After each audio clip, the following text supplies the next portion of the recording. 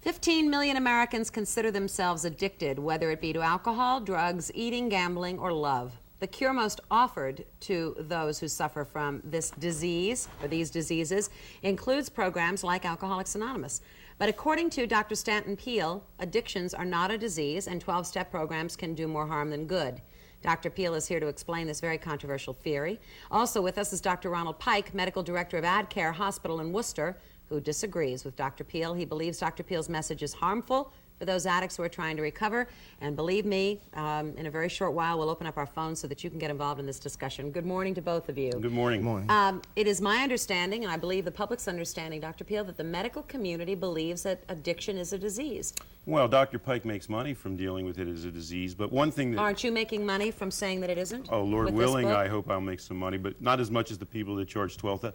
Kitty Dukakis, how many times has she been in the hospital and paid for treating all of her diseases, all of which she still has? The truth about addiction recovery tells a simple truth that really everybody already knows, but I remind people about. Most people in their lives will encounter some addiction or another. Most people are able to overcome these addictions on their own. Let me give you just a primary example. In interviews with alcoholics and drug addicts, they tell us the hardest addiction to quit is smoking. 40 million Americans have quit smoking, 45 million, 40 million have quit on their own. How much help would it have been to tell them, you have a disease, you can never overcome this disease, you must be treated out of this addiction or you'll never recover. The logic behind this, to make people dependent on treatment, to make people dependent on groups, perhaps is needed for some people, but a large majority of people have proven on their own that they'll overcome drinking problems, drug problems, smoking problems, overeating problems on their own without the help of treatment. Go back to the disease issue. You say it is not a disease. Alcoholism is not a disease? No. It's not a disease. Why have we heard for years that it is? Well, I mean, the idea that behind the disease theory of alcoholism, it tells us a bunch of things. It tells us if you ever have a drinking problem, that problem can only grow worse. It's the idea of progression. If you deny that you have a drinking problem or you deny that you're an alcoholic, then you're practicing denial.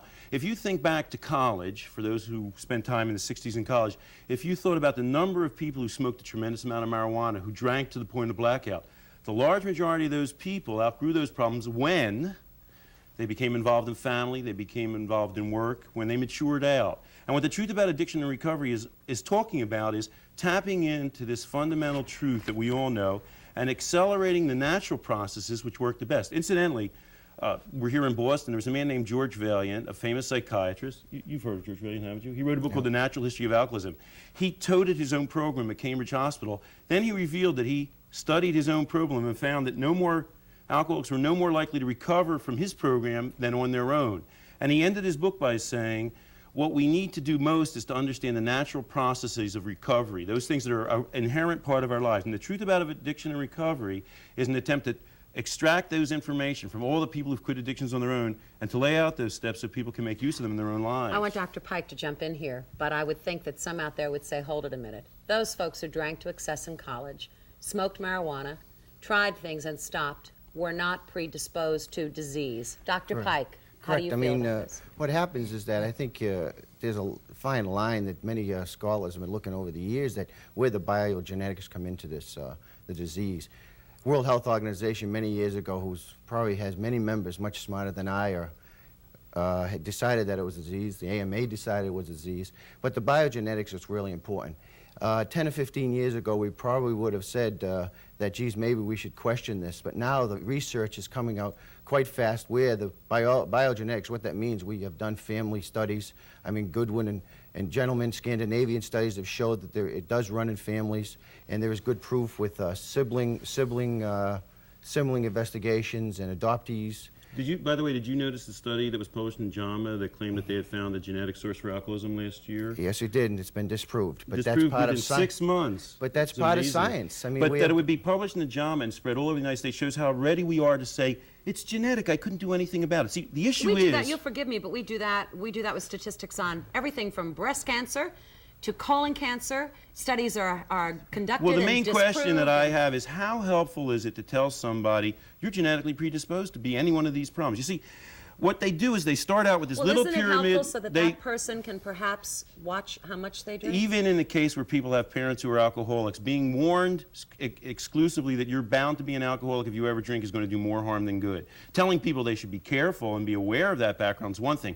Telling people you're preordained to be alcoholic. You see, what the truth about addiction and recovery talks about is the fact that we start with a pyramid with the people who are most extreme at the top. And what's happening, he claims that Dr. Pike claims that we're looking at we've got to separate between genetically predisposed and everybody else. What's happening is we're looking at everybody, no matter what kind of drinking problems you have. College students now, the incarceration of adolescents in mental hospitals increased 450% over the 80s. Why? Because they go out now and they look at every kid who uses marijuana or abuses marijuana, and they say, you know what, you're probably part of this tip of the iceberg who is genetically predisposed to alcoholism. These guys have made money by he draws a distinction between the genetically predisposed and everybody else. That boundary has been constantly lessened, and we get a lower and lower level of alcoholic to throw them into treatment and tell them they're preordained for life to be alcoholic, because that's how you expand your markets. I think you, with the treatment issue, I think does the treatment decide the disease or not? And I think that's kind of a back way to come about whether there's disease or not. I mean, treatment has been, people, as you said yourself, I mean, people finish their addictions without treatment, obviously, which is all part of a lot of issues. Kitty Dukakis failed at her treatment. What percentage of people fail at their treatment? Well, it could be close to 30–40%. So 70% go into treatment and succeed. Kitty Dukakis is just the exception. Do you have data that show that 70% of your people... You'll forgive me, but Kitty Dukakis failed at her treatment, and she's now sober. Yeah, Kitty Dukakis went into treatment as a person who had drank. She's not sober. She's taking lithium. She's taking drugs. She went into treatment and she found out that she was alcoholic, that she was chemically dependent, that she was manic depressive. She discovered more and more diseases that she had. Kitty Dukakis looks worse now than before she entered treatment. She used to be an alive, vibrant human being. Now she looks like an automaton. Hold on. Do you have data that shows that you cure 70% of your people? Cure, there's no cure, excuse me. I beg your pardon. Do you have data that shows that 70% of your people recover? We have recent studies out that Recent studies. Where are they published? We don't publish. We haven't You know published. what, why don't we do it? Now, 70% recovery rate would be astounding. Right. That would be the most modern medical cure, because George Valiant found that his hospital, Cambridge Hospital, did no better than the natural cure Dr. Peele, than the natural rates. Do you think he should be sued for malpractice? I'm going to stop you from studies, because you know what? To the person that is watching us, who is really... He's claiming 70% of his people are recovering. He's the one who's throwing numbers around. No. Excuse me. To the woman or the man out there, or the mother or the father who is dealing with an addicted issue in their home, they don't care about studies. They care about getting their child or their loved one well. They care about 12-step programs that allow them to admit that they are powerless over the disease, and you say those don't help, and they don't How work. many people have come to me and said, thank you, Dr. Peele, for describing what happened to my son. We threw him into a private hospital, sent him down to Arizona. They harassed him. They tried to convince him he was an alcoholic. He came back home. He immediately went out as soon as he got home and started drinking again. He said, please, what they're telling me, there just isn't making sense. There must be some other way to help me. Private programs do not work with adolescents, and I'm offering these parents a whole other way of thinking about their problem. You talk to a parent whose child has been a member of Straight and has gotten clean, and they're going to disagree with you. Right. That's for one program. Tough Love works for other parents. Straight's a program, that's been heavily criticized for involuntarily incarcerating people. We know the media. The media love 12-step programs. The media are the ones who have made us feel that these programs are so much more successful than they actually are. And people know these things. People understand if you say to them, when you were a kid, do you know what sowing your wild oats means? Do you know what kinds of trouble adolescents get into? There's a chance to outgrow that if you don't harbor the person in and label them. It sounds like you give permission for young people to experiment and have fun and forget the fact that they might become addicted. These people are already taking the drugs before I got here. Please don't lay that on me.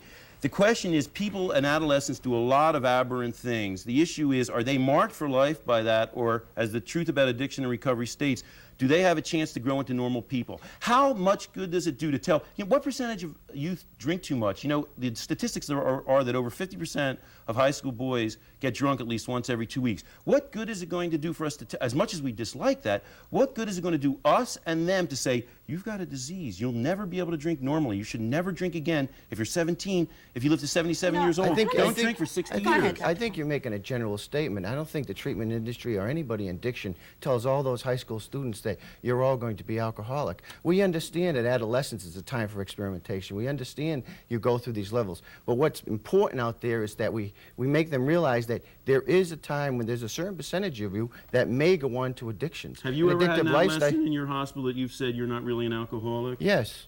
And you've told them that you don't really Yes, I need this whole did. treatment program? Right, and we've discharged God them. bless you then. Oh, The you- thing is, and I we've think good, discharged from the responsible hospital. programs do that. most programs don't turn people. You know who Charter Can you Medical name is? some? Yes, Charter Medical. They Can had you a name feature. more than one? I can name all of them. CompCare was featured on CBS News, where a father came in and said, "My daughter, I think, has been smoking marijuana. She's been dating an older man." They took her right in, put her into the treatment center, and she said, "You know, I don't really have a drug problem." They said, "This is denial. That proves that you're in denial." Everybody knows that they're flooding adolescents into these programs, and that's how they make money. Charter Medical is featured on 2020, where they send people out in ambulances chasing kids to get them into the hospital. You know, you'll forgive me, but if someone you love has cancer, you take them to a hospital, and the hospital will charge you for the service to help cure the cancer. And let me just say, And if we have to take a break. cancer is so different from smoking and drinking too much that if people can't recognize that difference, then we're in deep trouble as a society. Let me just say, to clarify, what Dr. Peele is saying is that these addictions are not diseases, and to be marked as a young person by claiming they have a disease is not the right thing to do. Well, that's a very good summary. Thank you very Well, much. but You're let me helping me to also express say, myself the better. young person who goes out and gets drunk They and has shouldn't a do drunk it. I'm driving totally accident against or is that. arrested is has And a I mark. think that people have a better... Dr. Stanton Peele and Dr. Pike are our guests this morning, and we are heavily involved here in a debate whether alcoholism is a disease, whether 12-step programs work. Let's get you involved. Good morning. You're on Good Day. Good morning, Eileen. Go right ahead. My name is Patty, and I'm from Wakefield. Go ahead, Patty. Let me tell you, I'm sitting here on the couch, and I want to jump through the TV and grab this Dr. Peele by the neck. You have violent feelings. Can those be treated, do you think? I don't think A this is tendency funny. towards violence? I don't think this is funny. Why are you When angry? somebody expresses a different idea, somebody wants to kill them? Well, let's find out why. Let me just say one thing. If it was not for AdCare Hospital, which I went to, and my husband also went through the program, we have now been sober for 4 years. Without their help, we could not have done it on our own. Okay, and God bless you then. What about the people who fail at this program? What should they do? Well, I'm just interested in myself and my husband. I don't know who failed the program. Does anybody fail the program, would you say? I don't know who failed the program. Did you see anybody when you were there who didn't do as well as you with the program? Well, it I have wouldn't no be her idea. job to follow up. Well, see, what I'm saying is it's great that this helps wait a her. minute. No, yes, I did keep in touch with one girlfriend. Yes, and she is sober also 4 years. Okay, so it's great that you succeed at the program, and I'm talking to people who aren't comfortable in those programs and who don't succeed at them. Just a minute, Pat. Not Is it everybody Patty? likes. Yes, Do you have a disease? yes. Of What course do- it's a disease. What is your disease? Patty? Alcoholism. Do you have any other diseases? No, I do not. Do you smoke? No. Do you overeat? No. So your only disease is alcoholism. You don't have a problem with Valium or any other drug. No, I do not. And it ran in the family, too. It did. How are your children doing, Patty? I'm married. I'm 40. I don't have any children. We thank you for the call, Patty. Apparently our phone lines are backed up to Kingdom Come. Let's try to get as many calls in as we can. Good morning. You're on Good Day. Hi, my name is Cheryl, and I'm from Stoneham. And I have just completed my second year of sobriety without any 12-step program ever. And I don't really have a question. I guess I have a comment in that I'm still to this day not sure that it's something that I shouldn't have done. And I'm Why not didn't you do it? because Why I, didn't you not go to a 12-step program? Because I didn't feel like it was for me. Why? What about it did you have a problem with? I feel like sometimes people give up the one addiction and take that on as a new addiction by going there 7 nights a week, rain or shine, they have to be there. And I just think that that's a new addiction. What going to sobriety? these Now, you're meetings. sober from alcohol? Yes. Did you ever know of anybody who quit alcohol without going to a 12-step group? Absolutely. So some people actually maintain, have you ever heard this, that people can never quit drinking without a 12-step group? So this No, comment... I've never heard anyone say that people can never quit drinking without You've a never heard 12-step one person say program. that. Let's have a person call in then, whether if they believe that. Because some people would be amazed that a woman can get on and say, I've succeeded without a 12-step group. Now, by the way, in many cases, if you say, I want to quit drinking on my own, they'll say to you, what will they say to you?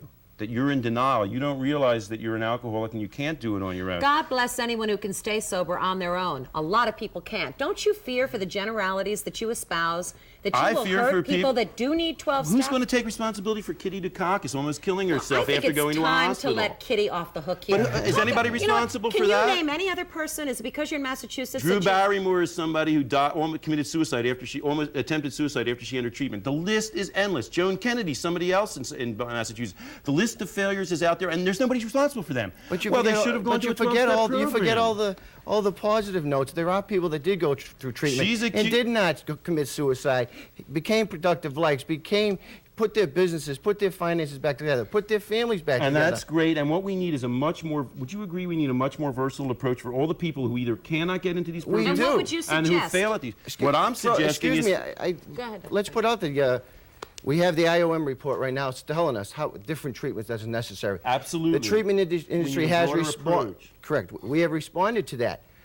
Years ago, what is it, 20, 30 years ago, when an alcoholic was a Skid Row bum, was someone that only got in trouble. It was difficult to even say you're an alcoholic because you'd lose your job. This exists today. But the You can IOM lose your doesn't job. say that more people should say they're alcoholics. It says that more It we should should go be out treated. to people and say... I agree with you, but we they should say go they to sh- people and say, whatever your drinking problem is, But you I don't think- have to say you're an alcoholic. You have a drinking problem. We can deal with it in a variety of ways. But I think you're telling the people out there that the people that are severely addicted to alcohol, severely dependent to alcohol, they don't have a disease. They just have a problem. Well, just say no, like the President of the United States says. That was the worst campaign that ever hit America because our It was children... Nancy Reagan, I think. Yeah. President Reagan, I right. think it was his wife. Go on. Right. But he had to say it could go. The thing is that we need the treatment for Now, those Kitty people Dukakis that are said yes, certain that she areas. did have a disease. She has a bunch of diseases.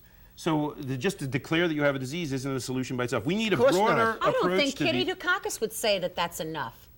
Isn't that demeaning to intimate that she would say it's enough to just say Kitty I have a Dukakis, disease? after she went through that treatment program, went out on the lecture circuit. She was in the cover of People magazine lecturing other people about their addictions and saying that, that you have to admit that you have a disease. Then we find out that she almost kills herself.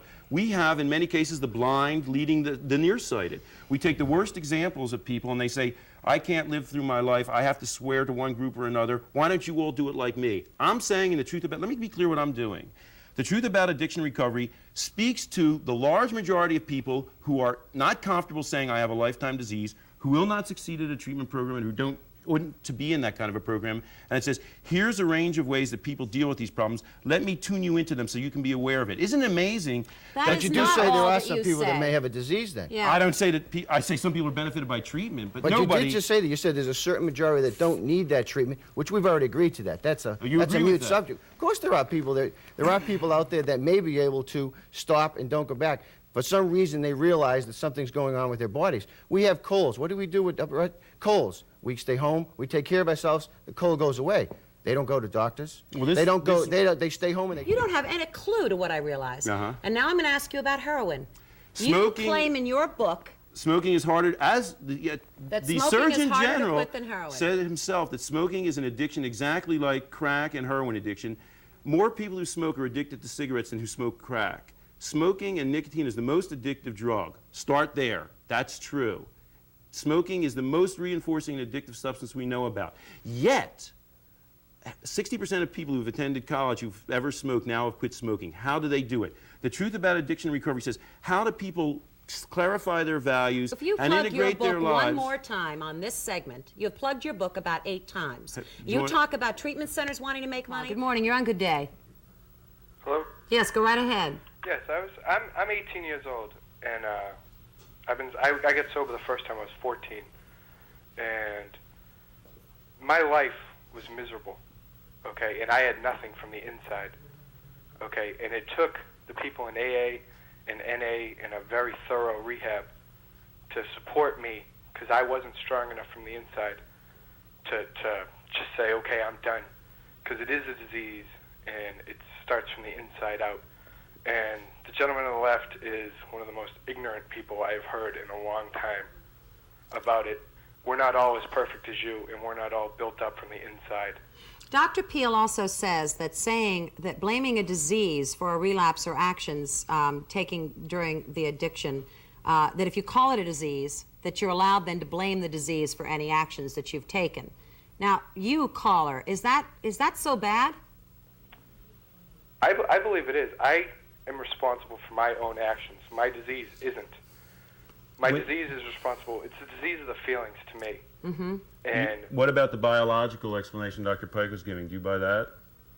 I missed that part. Are He you said that you were genetically born- predisposed? Are you biologically predisposed to drinking, do you think? Do you I think you had a believe so. weakness for it in your body? It's rampant throughout my family. Okay. Now, you said the first time at 14. What's your history been like between these 4 years? It sounds like you've had your ups and downs in this process. I was sober for a year and a half, and then I went back out for, I'm not sure how long. I've been sober 15 months this time. Now, why Good did for you you. relapse the first time, would you say? What was the cause of your relapse?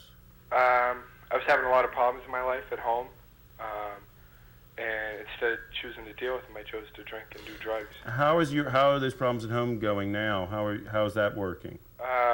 Me and my mother get along great. I don't live at home any longer. I was there last night for dinner, and it was great. You know, we are friends today. What are you getting to? Oh, well, whenever you look at one of these stories, of course, what you find out is it's the complicated array of things that lead to addiction. It's often the family situation, often an inability to get involved in school. My book deals with how do you help people get on a right track by helping them address directly problems like family problems, school problems, work problems, because my approach says that the addiction will follow, and perhaps his talk is even consistent with that.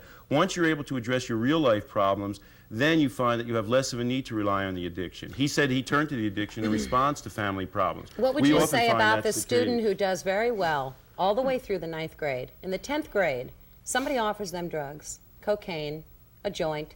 They smoke it, they take it, they start to do, and the whole life crumbles. They go home, they don't know how to act with their parents, they certainly don't then know how to study or concentrate, and everything revolves around drug use. What do you say to that, Dr. Pike? Well, the thing is, we first have to look at the family situation. I mean, does he have alcoholism and drug addiction in his family? And that would make him, could he have been predisposed? I think we're forgetting that biogenetic issue, which is very important because that's where we're going to probably prevent a lot of youngsters, adolescents, or even adults getting involved with drugs. But aren't we also forgetting that cocaine, for instance, is one of the most insidious addictions in the whole world? Are And you it- saying that if somebody's not biogenetically predisposed to cocaine, they won't become addicted to it? Not necessarily, but that is, we know the studies have pointed to that. If they don't, but we know there's other Is there any other danger theories. in what he's saying, do you think? That people say, well, I don't have a history of family, so I can try these drugs? Is that a danger, do you think? No, that's just one way we're going to try and prevent it. Other How things do you is there's the prevent a reinforcement. biogenetically predisposed person? Can you give us some insight into how you prevent that person? How do you prevent it? It's through education. What do you tell them? We tell them the possibility that you may have 2 to 3, 4 times the chance of becoming So addicted. what do you recommend as a policy for them to follow? Recommended that either one of 2 things, that they don't drink or they watch their drinking very closely. Do you have any apprehensions about telling a 15-year-old they should never drink for the rest of their lives? Do I have? What difference does it make?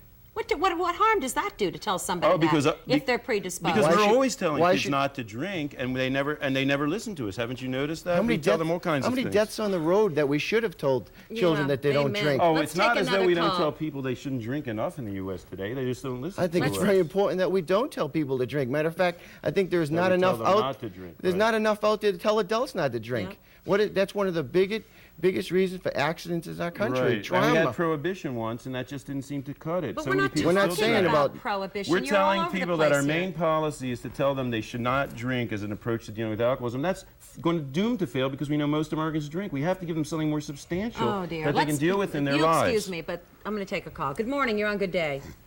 Hello? Yes, go right ahead. Hi, I'm 7 years sober. I went through the AA program and also am seeking help through a psychologist. I do believe that your disease is a two-part thing. It's part physical, and that's an addiction, but the other part is of compulsion. And if you don't deal with the compulsion issue, whether you quit on your own or you quit through AA, if you don't deal with the compulsion, you're always going to be substituting something for that compulsion. So how can you deal with the mental compulsion? Tell You us go more to- about what causes the mental compulsion. Excuse me? Tell us more about what you mean by compulsion. What causes Well, the I compulsion? mean substituting the cigarette for the addiction, or substituting stealing or sex. Now, you've been sober for 7 years, and how did you go about doing that?